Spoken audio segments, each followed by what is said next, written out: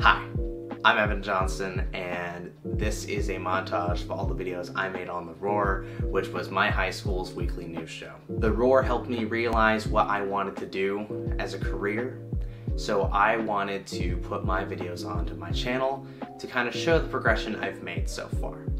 I really want to thank everyone who worked on The Roar while I was on it. You all were incredible to work with, and I hope I get to work with some of you again in the future. But for now, here is the montage. Being a remote student is very different from last spring. We have to log into Zoom every class period like we are there in person, but from home. Overall, the general online school experience is not great. Not horrible, but it's not preferable. Online school, there is this overall feeling of isolation and surrealism. Watching from behind your screen going, oh hey, I was supposed to be there. But you know, there are some good things about it too. Like the fact that you don't have to get up as early, and how you're probably going to be more comfortable at home. And you know, you won't have to wear a mask, of course. But it would be nice if the online kids were included more. Extracurriculars are complicated, since many are participation or performance-based, things you can't really do from behind a screen. This has been an experience, to say the least. But I'm glad I get to make the most of it. What I do like about it is I don't have to wake up super early. I can wake up at 8 and be in class. I also like being able to come in Fridays to attend meetings or just to talk to my teachers. What I don't like is I don't feel as involved in the classroom as I wish I was. And the extracurricular activities are actually going really well. Theater has a lot in store for the students, and I'm having a lot of fun and quiet with what we're doing. Personally, my experience with remote learning wasn't great at first, but things are improving over time. Zoom is definitely more stable than when we started, and thankfully I'm still able to participate in clubs and activities. These are strange times, but we'll get through them together. This is Evan Johnson, reporting for The Roar.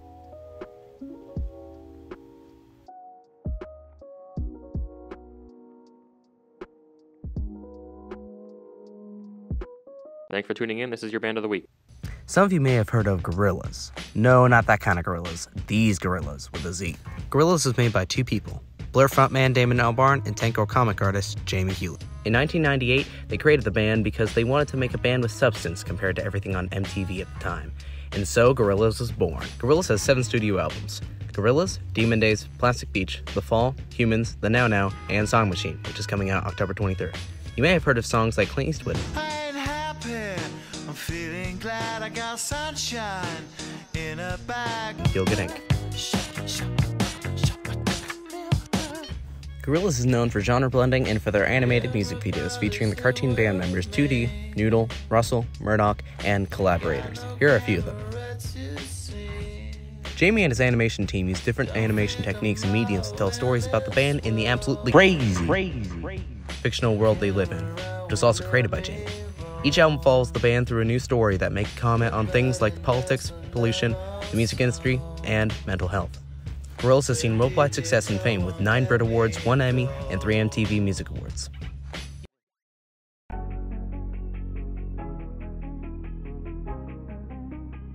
So I think Thanksgiving's gotta go. It has to be Halloween. I'd say definitely Thanksgiving. Personally, I think Halloween should go. Just because a lot of people kind of forget about the whole celebrating friendship thing. I feel like now that I'm older, I don't really go trick-or-treating as much, so if I want candy, I can get it at a store at any time that I want. It's just centered around one meal that includes turkey and some other foods like stuffing. You walk around in the cold for hours for candy you might not even like. And most people just focus on the, oh, there's a lot of food thing. I just feel like the other seasons you can celebrate them more, and plus Thanksgiving is kind of overlooked because you go from Halloween to Christmas.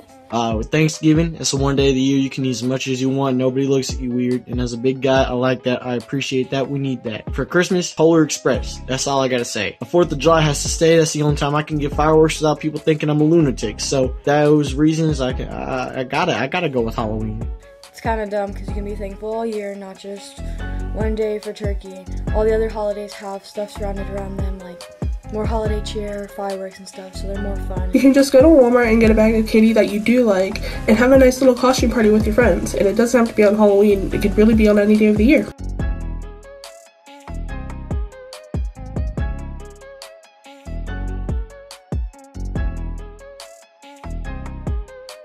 You might have heard of Dungeons and Dragons. Well, of course you have. Everyone and their mother knows about Dungeons and Dragons for one reason or another.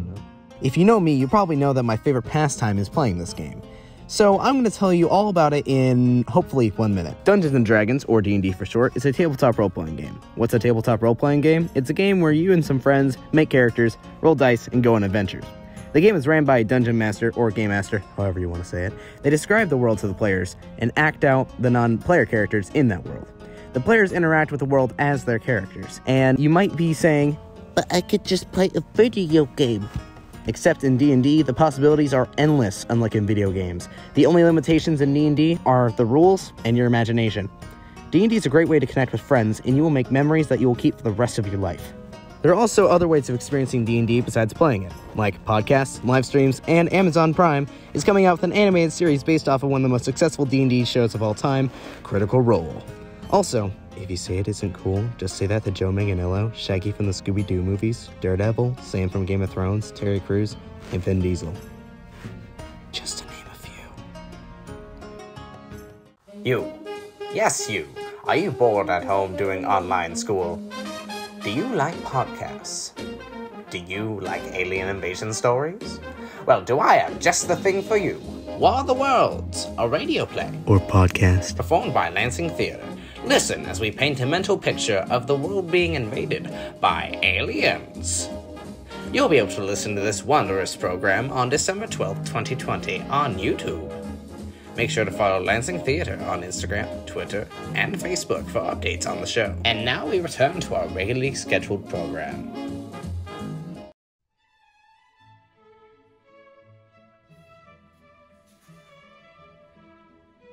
Oh, I didn't see you there. Hi, I'm Evan Johnson, host of our new show, Binge Worthy, where I will suggest to you shows in one sentence. I'll be going over many genres, so hopefully there will be something you'll enjoy on this list. The Last Kingdom, Vikings, Beards, Destiny, and one of the best friend groups on television. The Marvelous Miss Maisel. Great comedic writing, excellent performances, impeccable cinematography, and the 1950s, baby. Your Lie in April. Beautiful show, beautiful music. I'm not crying, you're crying. Atlanta. As showrunner, producer, director, writer, and star Donald Glover of Atlanta describes Twin Peaks, but with rappers. The Midnight Gospel. Weird. Into the Badlands. The best action on television.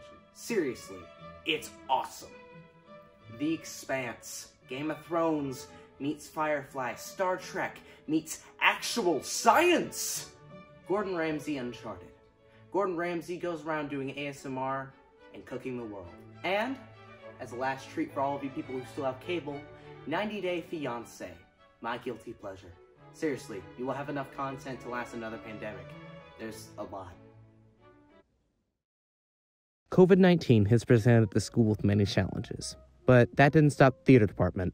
The theater department decided to put on a radio show, or a podcast, however you want to put it. It was much different than our normal process. Well, the process was different because we weren't able to have a large group at one time anywhere on stage or in the classroom as we were working on lines. We invited small groups of people in, worked on their lines. That sense of working toward one big project seemed to maybe be a little lacking because we were so spread out, but I still think that we were able to come together and create an amazing finished product. So honestly, I really enjoyed this experience. Obviously it was different. You couldn't see my physical body. It honestly made you more aware of how your voice can portray things. The only thing I'd say I'd miss is kind of the behind the scenes stuff, the bonding, like the dressing room moments, but I got a lot of good bonding in from screaming and hoping the janitors didn't think anyone was dying. Our voices were dying, but physically we were fine, and I could look like trash. And normally what I do is I am the master carpenter, which means I make all the sets or help out with that. This year we couldn't exactly do that, just because all the COVID, you know, and all the stuff. Instead of carpentry and building sets, I was editing behind the scenes. So every day I would come in after school, I would sit down at the computer, and I would chop together all the audio we'd collected from all the actors. It was a great experience, it was a lot of fun. Everyone worked together really well, even though they weren't in the same room. go watch it if you haven't already. It's on the Roar channel. It's War of the Worlds. Great show. You can do it while you're doing something else. You could use the views. Oh, I didn't see you there. Hi, I'm Evan Johnson in the studio, and here are your binge-worthy titles. Upload, a different look at the concept of life after death, and while a funny one, is eerily possible. Cobra Kai. You all know what it is, but I cannot resist suggesting this charming continuation of the Karate Kid franchise. This time, it's about Johnny Lawrence, the villain from the first film, who is trying to bring back Cobra Kai, because after all, Cobra Kai never dies.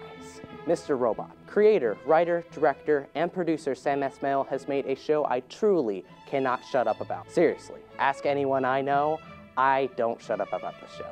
I mean, just like how the camera is positioned, erased, time travel, children disappearances, and dark secrets surround this beautifully animated show that you can finish in one weekend. I am not okay with this. Another short watch that involves high school and superpowers, but unlike the now butchered X-Men franchise, is actually good. Full Metal Alchemist Brotherhood. This action-packed, deeply philosophical masterpiece will keep you immersed as you experience my favorite anime of all time, Homecoming. Sam Esmail? Again? Are you sure? Okay. An intriguing mystery that only gets better as you dive deeper and deeper into it. And that is all the time I have for this episode. I hope you found some titles that you enjoy. The theater department has a lot of talent within it. 3 seniors have written and directed 1 acts. Wick by me, Evan Johnson, Steaks Not Steaks by Connor O'Sullivan, and I'm Sorry Carolyn by Danielle Edwards. Writing the show, to quote Ernest Hemingway, there's nothing to do in writing. All you do is sit on a typewriter and bleed. Although that's a bit nihilistic, it is sort of how I view writing. You just sort of have to get through it, and even if it's a pain, you just have to sit down and write something. You can always go back and revise it, but just getting something done is better than nothing. Being a first-time director, it was a good experience. I emphasized fun in my cast and sort of building that team bond, because at the end of the day, if you're not having fun, then what are you really doing theater for? The most challenging part of directing for the first time is just going and trying to figure out what you're doing each day. You don't necessarily have to have a concrete schedule, but having in mind what scenes you want to plan out and trying to coordinate everyone's schedule so that they can be there on time is a big struggle. I've never directed before. What the heck? I do direct Christopher Around. The only show I've ever co-directed was a show for 7-year-olds, and this is very different from working with 7-year-olds. So this show came from the very, very depths of my brain. I was in a really bad place. I just got out of a relationship, and I took all of that angst and sadness and kind of put it on paper. I love this cast. I loved working with the cast. They're great. I love them all very much. They're so easy to work with, and they're a bunch of great actors. So putting that script into people was very easy, and they all really connected with the script immediately. I think I made Tony cry the first reading. Personally, writing Wick was tough. I went through 3 drafts before getting the final 4th draft. Throughout the 3rd and 4th drafts, I worked with my cast to change and adjust things. My cast got quite close throughout the process, and it was a joy to see them work together and improve. Wick premieres today, March 25th, Steaks Not Steaks on Friday, March 26th, and I'm Sorry Carolyn on Saturday, March 27th. All will be on the LHS Broadcasting YouTube channel.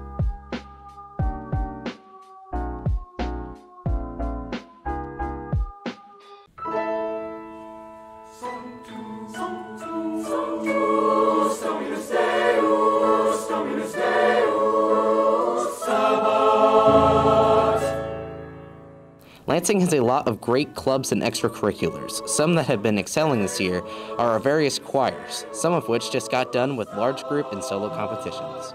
State large group is where we take our class, the choir, to competition. They prepare songs and sing for 3 judges, and they critique us, and they have a rubric up to 80 points they score us on, and that falls within a category of a 1 through 5, where 1's the top, 3 is average. This year we took all 3 choirs, the max allowed, and all three brought back a 1 overall. And not just that, for the first time that we're aware of, we think it's the first time that Lansing has had not just that, but all 3 choirs had 3 1s. We had 2 perfect scores, an 80 out of 80, which just doesn't happen in the performing arts. Women's ensemble and concert choir both had an 80 out of 80 this year, and we're glad to live our relentless pursuit of excellence this year. Prepping for competition was extremely different this year, but however, I did not let that get in the way. I took the time in class to seriously practice, ask questions, and after school I would listen to the practice recordings and just sing it over and over again, just so I knew that I knew my part and I could help the other people in class. Receiving all 3 1s this year was extremely overwhelming at first, because as a senior I was really nervous about going into this process, but all the hard work that we put into this performance seriously paid off. And with solo contest, it was very stressful as I'm not used to singing solo. I practiced with Mr. White and Mrs. Manthe a ton, which paid off in the end, which let me get a 1. So I'm extremely happy. Yes, solo contest was great as well. We had 18 individuals who submitted vocal solos. They had 2 songs each that they had to prep. Of our 18 soloists, we had 13 1s. That doubles the school record, and the other 5 had 2s. Yeah, I feel that there's a place for anybody in the choir. We do have 4 choirs available for people and enjoy working together. We're here to see each other through, not see through each other, and make music while we do it, and use music as a vehicle towards some life skills and application, and let music soothe the soul and do its thing, be therapeutic for us. Thanks for tuning in. This is your Band of the Week. You might have heard of M83.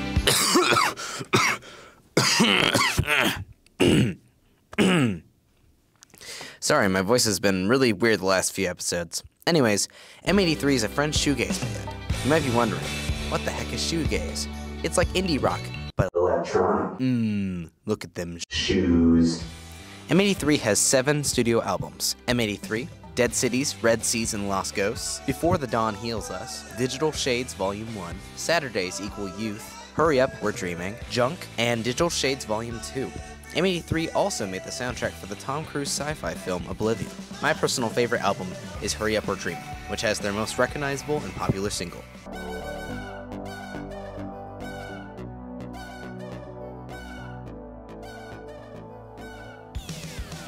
This album was made when Anthony Gonzalez, this guy, split from his bandmate and moved from France to LA.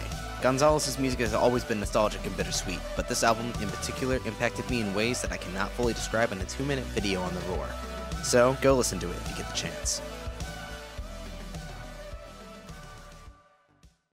Why are you oh, you are recording. Is this Bloopers? Here. Do you Hi, have Joe. a fuse? Stop throwing stuff at me, bro. RKOs. Oh, okay. Already. Here's what's gonna happen. I don't wait on you, you know that. Now, I don't think some of these people don't feel comfortable being on camera from past experiences in life. We'll cut that out. Well, I don't know if I like being on camera. The camera likes being on me. Yeah. So. Hey guys, say what up. We're on the elevator. We're just chilling. Evan, you're in the back corner. Yeah, what's that? Frightened. Well, I mean, it's very crowded, and I'm getting balls thrown at my face, and Actually, also, don't you dare. Everybody, Also, 3, 2, 1. Do it again.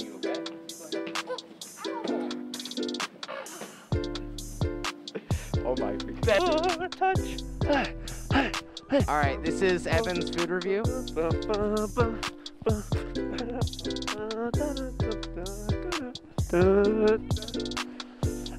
Pretty good.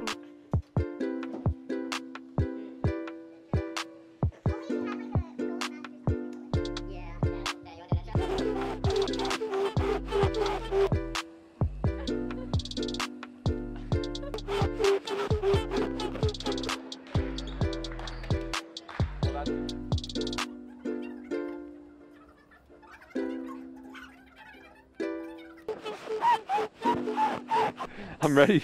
Duel. You want to see my Cobra Kai impersonation? Hi. Cobra Kai never dies. Hey, that's me. Two of me.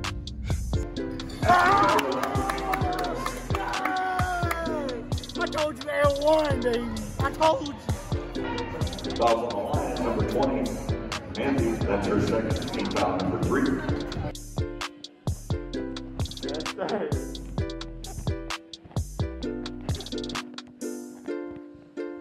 Okay, song's over.